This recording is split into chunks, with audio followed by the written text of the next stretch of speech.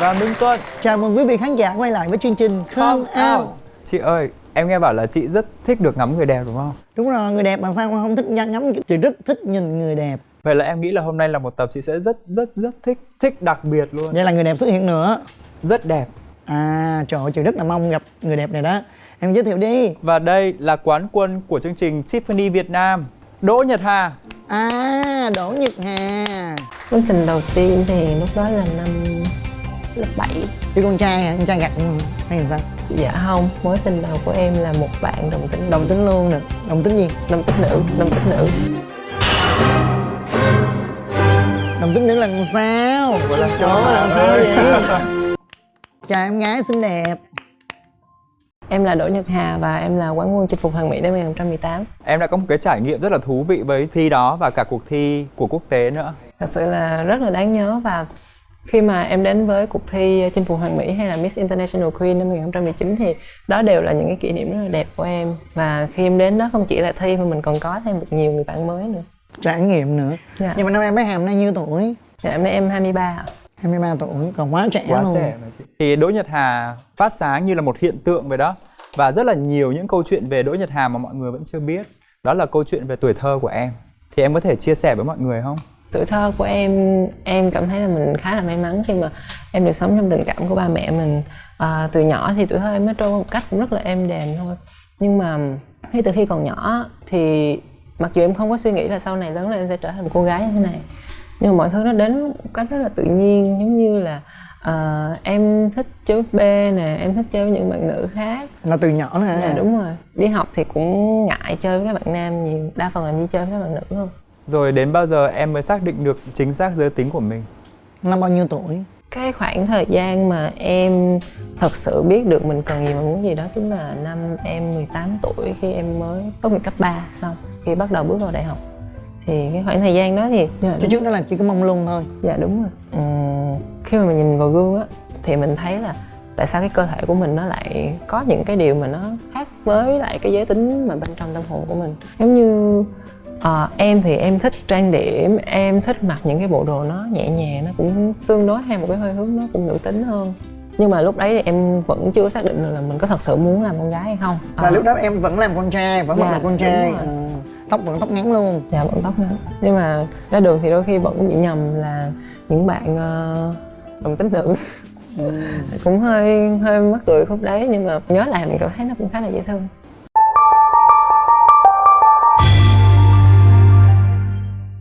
Rồi đến bao giờ thì em có quyết định là mình sẽ chuyển giới?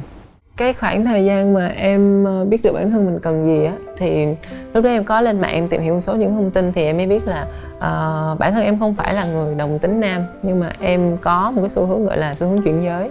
Tại vì nó có một cái điều mà nó không có tương đồng giữa cơ thể và tâm hồn của mình. Lúc đó là những cái thông tin hay là cái việc là những bạn họ come out giống như bây giờ thì nó còn rất là hạn chế.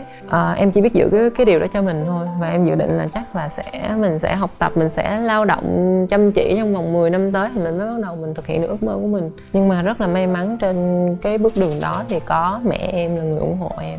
Em là người thổ lộ trực tiếp với mẹ luôn hả? Dạ không, thì mẹ em là người phát hiện ra và mẹ em có cái mong muốn là sẽ đồng hành cùng em trên cái bước đường đó. Nhưng mà năm bao nhiêu tuổi em mới đi làm gái? Là năm 2014 à? Sau đó 2 năm là khoảng 2016. Dạ. Em có đề cập đến việc mẹ phát hiện ra điều đó đó. Thì làm sao mẹ phát hiện ra được em? Cái khoảng thời gian lúc đó thì khi mà đi học thì em cũng có trang điểm nhẹ nhẹ. Sương phải Đúng không? rồi, đúng rồi. Mẹ em cũng để ý và mẹ em Nghi cũng... à? Dạ đúng rồi, cũng lâu. Trang điểm gái luôn hay sao? Dạ không, trang điểm cũng nhẹ thôi. Trang điểm nhẹ cái kiểu Dạ. mình. Thì cũng lôi cái chuyện đó ra mà nói một cái cách nó rất là... Có những cái từ ngữ nó hơi bị đụng chạm đến em á. Thì lúc đấy thì em mới nói với mẹ là tại vì con sinh ra không phải là con muốn như vậy, mà khi mẹ sinh con ra con đã là như vậy rồi. Mẹ em mới gọi ba em xuống và bảo là bây giờ nó như thế đó, cần đưa đi bệnh viện chữa bệnh rồi đó, như thế. Nghĩ là bị bệnh. Dạ đúng rồi. Cái khoảng thời gian đó thì đa phần mọi người đều nghĩ đó là bệnh. Mà không biết bệnh gì nữa. Bệnh mà không có Không thuốc thuốc chữa. chữa. Bởi vậy đó. Cái lúc đó thì em nghĩ là giống như bi kịch nó sắp tới với gia đình mình rồi. Gia đình bắt những đứa con mà có những cái dấu hiệu như vậy đi xét nghiệm hay đến bệnh viện là chỉ có trên TV hay là phim ảnh thôi. Nhưng mà đây là lần đầu tiên nó đến với mình, nó đến với ngay chính gia đình mình nữa, thì cái điều đó em rất là sợ. Và khoảng thời gian đó thì em chỉ biết trốn tránh thôi, và em không có dám đối diện với ba mẹ. Đi học từ sáng sớm và về nhà thì tới tận khuya mới dám về. Rồi đến bao giờ mẹ em mới có thể đồng cảm với em và quyết định đồng hành cùng với em? Cái việc mà em trốn tránh gia đình á, thì nó cũng diễn ra được vài ngày thôi. Ngày đó là ngày thứ 5. Cái đêm đấy mẹ mới vào, mẹ em hỏi em là con thích con trai hả? Hỏi thẳng luôn. Vậy em chỉ im lặng, em không dám nói. Suốt một cái đêm đó thì mẹ em khóc suốt một đêm luôn. Đối với gia đình em và đặc biệt là những giọt nước mắt của ba em hay là của mẹ em thì cái điều đó em Chịu không nổi. Dạ đúng rồi. Em bảo là thì nếu mà cho dù con có như vậy thì con vẫn có thể sống tốt, vẫn có thể cho mẹ em thấy được là em là một người sống tích cực chứ không phải là như những gì mẹ em nghĩ. Thì khi mà nhắc đến những cái điều đấy thì em vẫn còn hơi Cảm xúc. Rồi sau đó thì khi nào em quyết định đi chuyển giới? Sau đấy thì khoảng tầm nửa năm, khi mà biết cái chuyện này á, thì cũng có một số bạn bè của mẹ em ở nước ngoài á, cũng có định hình tư tưởng cho mẹ là cái việc này là cái điều nó rất là bình thường. Tại vì Đó là mẹ an tâm phần nào mới hỏi em. nói mẹ em mới hỏi là có mong muốn là làm con gái hay không, con muốn những cái điều đó thì mẹ sẽ đồng hành cùng con. Thì có bà mẹ cũng quá thương con. Có nhiều người gia đình nó chấp nhận cho đi chuyển giới đâu. Gia đình chịu gì ba mẹ chị đâu có chịu đâu. Chị đi trốn đó, làm xong xuôi mới cho biết. Không phải ai cũng được như mẹ em.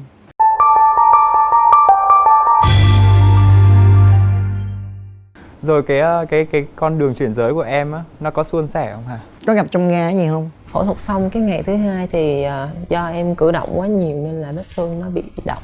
Bị động. Và em phải liên tục dùng kháng sinh trong suốt 2 tuần. Thì cái khoảng thời gian nó rất là kinh khủng. Tại vì cơ thể của em nó không có hợp với thuốc á.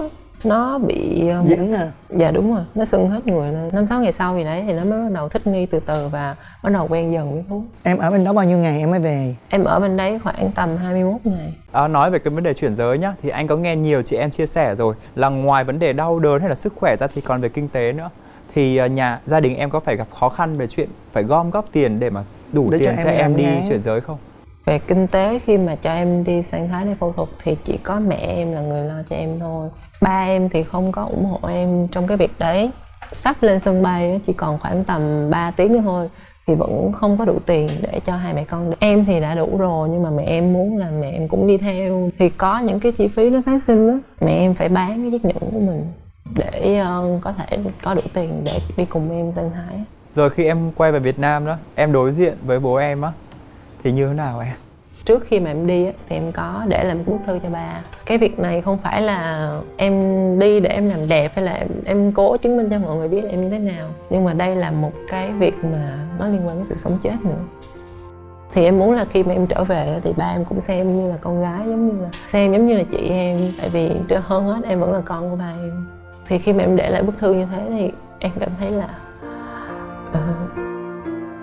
ba em đã có những cái động thái nó khác. Ba em rất là lo. Ba em gọi điện thoại cho chị em để hỏi là em thế nào và quan tâm, và từ cái khoảng thời gian đó cho tới khi em về Việt Nam luôn. Nhưng mà vẻ bề ngoài thì vẫn lạnh lùng. Dạ đúng rồi. Nhưng mà ở trong lòng là rất là lo lắng, rất là thương con. Của em rồi cái thời gian chuyển giới và nghỉ dưỡng á, nó khá lâu như vậy á, nó ảnh hưởng đến việc học của em không? Khoảng thời gian đó là em đi là ngay học kỳ hè thì lúc đó em không có phải đi học. Rồi khi em quay trở về trường gặp mọi người, bắt đầu từ năm 2 khi mà em đi học đại học thì em đã bắt đầu để tóc dài và bắt đầu mặc đồ con gái rồi. Khi mà em về thì đôi khi có nhiều người họ cũng không biết là em đi phẫu thuật luôn.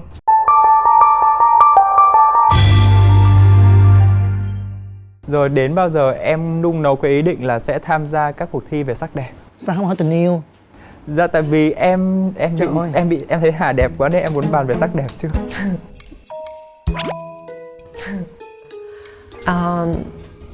Lúc trước mà khi em bắt đầu là làm con gái á, thì em cũng đã từng có một cái suy nghĩ là em muốn che giấu tất cả mọi người về con người thật của em. Em muốn có một cuộc sống bình thường, một cuộc sống yên bình thôi và chỉ có một mình biết. Nhưng mà thực chất là khi mà em đi học hay là em đi làm hay thế nào đó, vẫn có những cái điều tiếng xung quanh em. Người ta vẫn nói là cô đấy chuyển giới đó. Thôi bây giờ ai cũng biết rồi, thôi mình cứ sống luôn. Mình cứ sống theo con người mình thôi. Ai quyết định em đi đăng ký cái cuộc thi này? Dạ. Khi em đăng ký cuộc thi đó, trong đầu em có suy nghĩ là mình sẽ đăng quang không? Thì em đến giống như là để em trải nghiệm, để em chơi là chính chứ cũng không phải là để em thi. Nhưng mà khi mà tham gia cuộc thi là qua từng tập, qua từng cái thử thách như vậy thì em cảm thấy bản thân mình cũng có khả năng và em cố gắng, em làm hết sức có thể. Cuộc sống của cô sinh viên Đỗ Nhật Hà và hoa khôi Đỗ Nhật Hà nó khác nhau như thế nào em? Hôm trước thì cũng có một lần em đi với bạn em, lúc đó là vừa từ Miss International Queen về. Lúc đấy mặc bộ đồ rất là bình thường rồi đi uống nước thôi mà cũng người ta nhìn người ta mới nhận ra. Người ta hỏi bạn em là ủa bạn nó phải Đỗ Nhật Hà không? Thì bắt đầu lúc đó mình mới nhận thức được là bây giờ cũng nhiều người biết mình rồi, nên là bây giờ ra đường là phải lúc nào cũng phải chỉnh chu, lúc nào cũng phải giữ hình ảnh một cách tốt nhất có thể. Rồi để nói về Miss International Queen nhá, thì cuộc thi đó nó có cái giá trị gì đối với cuộc sống của em? Nó có thay đổi nhiều cuộc sống của mình không? Nó làm cho em trưởng thành nhiều hơn. Đây cũng là lần đầu tiên em ra quốc tế em thi, thì em còn khá là nhiều những cái thiếu sót của mình. Thông qua cuộc thi thì em nhìn thấy là hiện tại không chỉ ở Việt Nam mình không mà trên thế giới, những bạn chuyển giới họ vẫn sống rất là tích cực, vẫn có thể mang lại những cái điều tốt đẹp cho cuộc sống này. Và hơn hết các bạn rất là xinh đẹp và rất là tài năng. Thời gian mà em chuẩn bị cho cuộc thi của quốc tế là bao nhiêu lâu? Cũng khá là gấp. Nói về sự thiếu sót nhá, thì phần thi đêm bán kết của em á, có nhiều ý kiến là nó không được tốt. Sau cái phần thi đó thì em cũng có đọc được một số những cái bình luận, những cái ý kiến trái chiều về em. Hơn hết thì em hiểu là bản thân của mình đã làm rất là tốt. Bên cạnh những ý kiến trái chiều đó thì vẫn có những người họ yêu thương em và họ bênh vực cho em. Thì em cảm thấy điều đó em cũng thành công một phần nào đó khi là em có được cái sự yêu thương từ phía mọi người. Thì có nhiều thông tin là em chỉ đem được 3 bộ đầm dạ hội đi thôi. Nó có phải là một sự thiếu chuẩn bị không, hay là mình chuẩn bị ở trong đó và nó có những cái yếu tố phát sinh khác? Lúc đầu thì ban tổ chức họ yêu cầu là mang 2 cái đầm dạ hội, một cái là cho bán kết và một cái là cho chung kết. Thì em mang cũng 3 bộ rồi. Cái bộ trang phục mà gây tranh cãi trong đêm bán kết á, khi mà thử ở Việt Nam thì tất cả mọi thứ nó rất là ok, nhưng mà qua bên đấy thứ nhất là bị hư giày nè, cái thứ hai là lúc mà rehearsal cho bữa sáng á, cái bạn mà hỗ trợ em phần thay trang phục á thì bạn làm đứt dây kéo. Đứt dây kéo. Dạ, phải sửa rất là gấp trong cái ngày hôm đó, theo kiểu là chữa cháy thôi. Nó làm ảnh hưởng tới cái phần thi của em và hơn hết là ảnh hưởng tới cái trang phục nhà thiết kế. Thì cái điều đó là cái điều mà em cảm thấy cũng rất là áy náy với mọi người. Em có phải đầu tư cho nó nhiều không? Và có ai tài trợ cho em không? Hay là em phải tự đầu tư cho bản thân mình? Bên phía ban tổ chức của Chinh phục Hoàn Mỹ thì các anh chị vẫn luôn hỗ trợ cho em về trang phục nè, rồi hình ảnh khi mà em đi thi cũng rất là nhiều. Daddy Adrian anh Tuấn thì cũng có chuẩn bị đồ cho em rất là nhiều đồ để cho em mặc trong các hoạt động hàng ngày tại cuộc thi. Chị Ban, chị Hương Giang cũng có hỗ trợ cho em rất là nhiều về phía trang phục. Bên cạnh đó thì những cái chi phí khác, những cái chi phí phát sinh mà khi em đi thi thì em phải tự lo. Em phải tự dùng tiền túi của mình để đầu tư cho bản thân trong cuộc thi đó, thì nó có ảnh hưởng nhiều đến cuộc sống của em không? Thật sự lúc đầu thì cũng hơi lo, cũng rất là sợ là nó phát sinh thêm những cái khoản khác, thì lúc đó thì mình không có handle được. Khá là may khi là cũng có một số những cái bạn bè trong ekip của em thì mang cái gọi là cái tinh thần là hỗ trợ mình là chính. Tất cả mọi người đều dùng tiền túi của mình. Nhưng em qua đó tất cả là bao nhiêu ngày? Dạ em qua bên đó thì khoảng tầm 12 ngày. Em có phải vay một khoản nào để đầu tư cho bản thân mình trong cuộc thi không? Thì gia đình em cũng có hỗ trợ và cũng có mượn thêm một số tiền từ những người bạn thân của mình.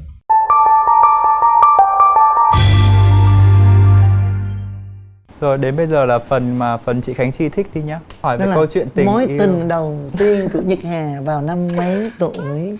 Mối tình đầu tiên thì lúc đó là năm lớp 7. Là biết yêu rồi hả trời? Đúng rồi, lúc đấy là dậy thi rồi mà. Nhanh quá gì?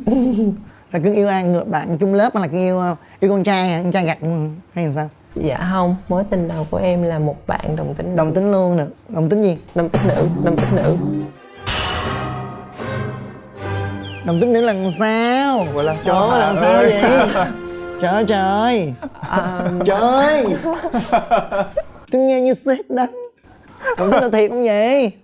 Thật ra là bạn đó lúc đó là vẫn là một người con gái và em thì vẫn là hình ảnh một cậu bé trai, nhưng mà sau này mà lớn lên á thì bắt đầu là cái xu hướng của bạn đó là thành một người con trai luôn, còn em lại là một con gái. Mà thì quen cũng một khoảng thời gian thôi. Rồi quen bao nhiêu lâu là hai người mới không quen nữa, mới cắt đứt? Khoảng tầm 3-4 tháng gì đấy. Rồi sau mối tình đó quen ai? Mối tình thứ hai? Mối tình thứ hai thì lúc đấy là em quen một bạn nam lớn hơn em 1 tuổi. Con trai gặt luôn. Dạ. Thẳng đó phải không? Cộng thẳng đó. Rồi sao? Tình yêu chấm nở như thế nào? Quen nhau thì lúc đầu thì em không có dám nói là em là người chuyển giới, và bạn cũng không biết luôn. Kiểu hai đứa cũng đi hẹn hò để đi chơi á. Cái tính của em lúc đó em cũng còn hơi con nít, kiểu em hay giận á, một cái chuyện nhỏ nhỏ thôi, thì kiểu con gái cũng hay dậy vậy thôi mà. Thì bạn ấy hôm ấy bị té xe, vẫn cố gắng đến để gặp em. Thì mới bảo là ủa lý do tại sao không về mà tại sao lại đến gặp mình như vậy. Bảo là sợ em giận. Đối xử với mình kiểu cũng rất là tốt như vậy rồi mà mình lại giấu người ta cái chuyện đấy, thì em cảm thấy cái điều đó nó không công bằng với bạn kia. Nên em mới suy nghĩ rất là nhiều trong ngày hôm đó, và em quyết định là em bảo là em là người chuyển giới. Thì sau ngày hôm đó là hai đứa chia tay luôn. Nhưng khi em nói em là người chuyển giới thì bạn đã nói gì? Bạn ấy bất ngờ và bạn đồng ý chia tay với em. Nhưng mà sau khoảng 1-2 ngày gì đấy thì có bắt đầu có nhắn tin hỏi thăm em. Như vậy là chắc không có yêu á. Dạ đâu có yêu chứ chị, nhưng mà người ta phải Yêu mà sao chia tay? người ta phải sốc chứ chị. Đúng rồi, rất là sốc. Chứ đâu thể nào mà Em quen cái anh đó đã bao nhiêu lâu rồi? Dạ khoảng 1 tháng. 1 tháng, mới có 1 tháng chưa có đậm. nhưng mà cũng có tình cảm. Có tình cảm thì có tình cảm yêu nhau, nhưng mà ý chỉ là nó không yêu sâu đậm, chứ yêu sâu đậm thì cũng khó bỏ liền lắm. Ví dụ dây dưa 6 tháng, 7 tháng, 1 năm. Chứ cái gì mà yêu mới yêu có 1 tháng là chia tay liền. Su không yêu đậm đà, thiệt. Là có thích Hà thôi. Rồi sau đó bao lâu mới yêu nữa? Thì cũng có một vài những mối tình nhỏ thôi, nhưng mà Một vài. Đến bây giờ chưa có mối tình nào sâu đậm luôn. dạ. Rồi sau đó tới giờ là không yêu ai hết, chỉ có thích vậy thôi, nhưng mà thấy không hợp không đến nhau vậy, đúng không? Dạ. Em còn đang độc thân ở Dạ, đúng rồi. hiện tại. Bây giờ là đang độc thân, chưa có người vừa ý.